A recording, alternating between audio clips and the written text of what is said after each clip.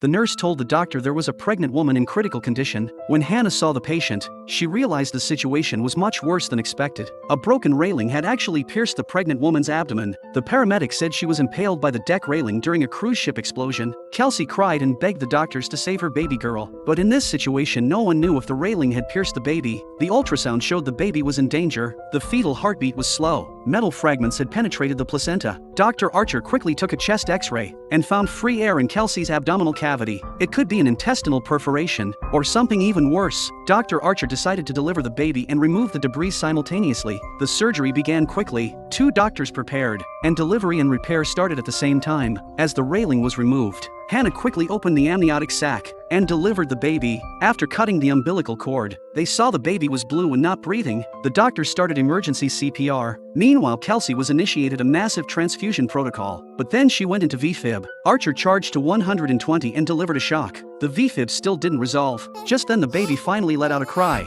She was out of danger. Archer charged to 200 joules and shocked again. As the baby's cries filled the room, Kelsey's heartbeat returned. The doctor couldn't help but remark, "Strange timing. It's almost like she heard her baby cry." The luxury cruise ship Odyssey welcomed a group of special guests today. They were recovering plastic surgery patients. One of them was the human Ken doll, a social media personality. Since these patients were still in recovery, all kinds of problems kept happening. In the elevator, Dr. Max met a man who pulled 2 long strips out of his nose. Even Max, who had seen it all, felt uncomfortable watching it. Next, a woman named Vanna had just gotten breast implants, but she used ice on the wounds to numb the implant pain. In the end, it caused severe frostbite and necrotizing fasciitis. Caroline, after her deep plane facelift, was still wearing a drain device on her head. At the pool, a woman named Pippa used Moments later, she and her best friend were shocked Pippa's nose fell off.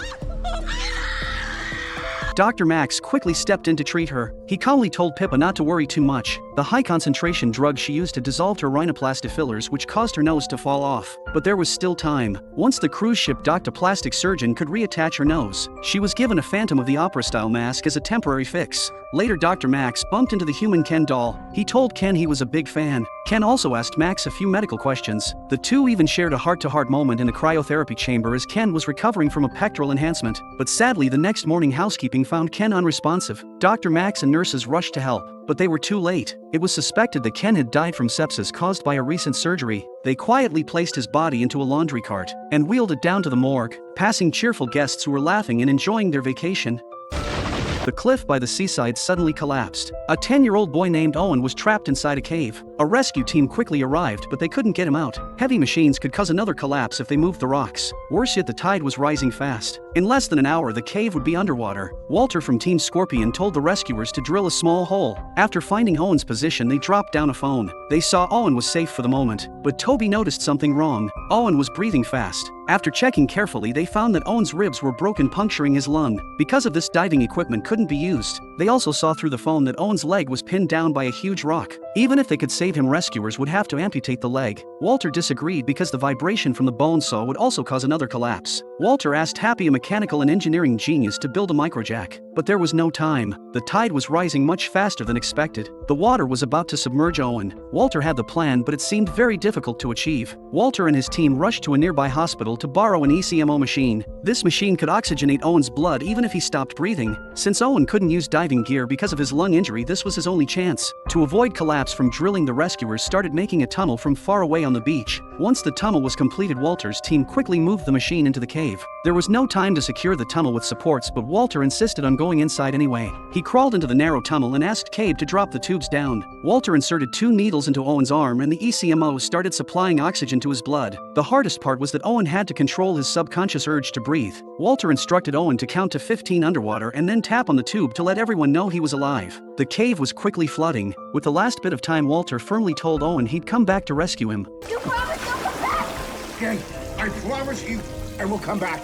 As the water flooded over the phone, Walter gave Owen one last confident look. Then Owen was left alone in the cold, dark water. Walter climbed out of the tunnel. Suddenly, good news came from the rescue team. They heard Owen give 3 loud knocks, clear as day. Owen survived for now, but they still desperately needed Happy's microjack to finally free him, and Happy still needed 15 more minutes. Suddenly, disaster struck. The entire cave started collapsing. As everyone was rushing out, Walter ran back in. He braced himself against the huge rock to keep it from falling. Walter told them to take out the breathing machine. Without it, Owen would suffocate. Sylvester took over holding up the rock. Walter and Cabe moved the breathing machine aside, but Sylvester couldn't hold on any longer. His grip slipped. The giant rock fell, crushing the tubes connected to the machine. Without oxygen, Owen would soon drown or suffocate. Walter was devastated. He had promised Owen he would come back. Meanwhile, Happy and Toby were speeding toward the scene, escorted by a police car. Suddenly, a car crash blocked the road ahead. They quickly borrowed a stranger's motorcycle, but just a few hundred meters away, the motorcycle ran out of gas. Toby grabbed the microjack and sprinted toward the beach. Walter took the microjack from Toby as soon as he arrived. Everyone begged Walter to give up.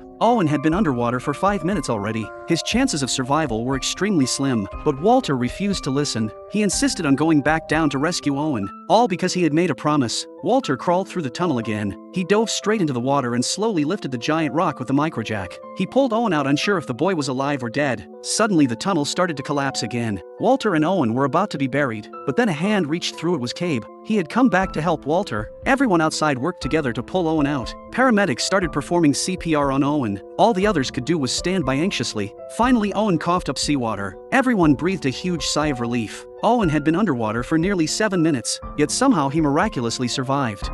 The man said that every time he performed a magic trick, his nose would bleed. The doctor didn't believe him. The man asked the doctor to pick a card. The doctor randomly chose the 6 of spades. He then watched closely, wanting to see how the man would reveal the card. Unexpectedly, the man suddenly smashed the entire deck against the glass door. Only the Jack of Hearts stuck to the glass. House immediately sneered, saying that wasn't the card he had chosen. But just as he finished speaking, the 6 of spades appeared behind the Jack of Hearts. Even more astonishing, the card somehow ended up in the gap between the double-layered glass. Meanwhile, the man suddenly started to have a nosebleed. The doctor arranged an MRI scan for him, but unexpectedly, as soon as the doctor started the machine, the man began screaming in pain. The doctor quickly turned off the machine and lifted the man's shirt, revealing a purplish-red patch on his left abdomen. This indicated that the man was bleeding internally. However, after searching for a long time, the doctors couldn't find any source of internal bleeding. They all thought the bleeding might be due to a chronic condition, but House insisted on taking the man to the operating room to have an exploratory surgery, and instead of looking for a bleeding point, he started feeling around inside the man's abdomen. While everyone was puzzled by his actions, he suddenly pulled out a key from the man's stomach. The school bus had a severe accident. A large amount of steel bars flew into the bus. 2 students were pinned to their seats. A steel bar pierced through the girl's abdomen and came out through the boy's neck. Because they were so close together, the firefighters couldn't cut the bar in the middle. He suggested separating the 2 a bit, but the doctor quickly stopped him. The girl had already lost too much blood and was about to go into shock. If they moved her further, her blood vessels would tear even more. There was only one way, and that was to cut off the rear part of the steel bar and send both children to the hospital together. When they arrived at the hospital, they found that the steel bar had pierced the boy's carotid artery, and the girl had suffered kidney damage. At this point, the girl had completely lost consciousness. Seeing that the girl's life was in danger, the doctor had no choice but to ask the boy to endure, and then removed him from the steel bar. A mask compressed his trachea, making it hard for him to breathe. The doctors urgently performed a tracheostomy. At that moment, the boy's parents arrived. They asked why the 2 children were not separated on the spot. The doctor had to explain to them that the girl's injuries were too severe at the time, and she couldn't sacrifice one child to save the other.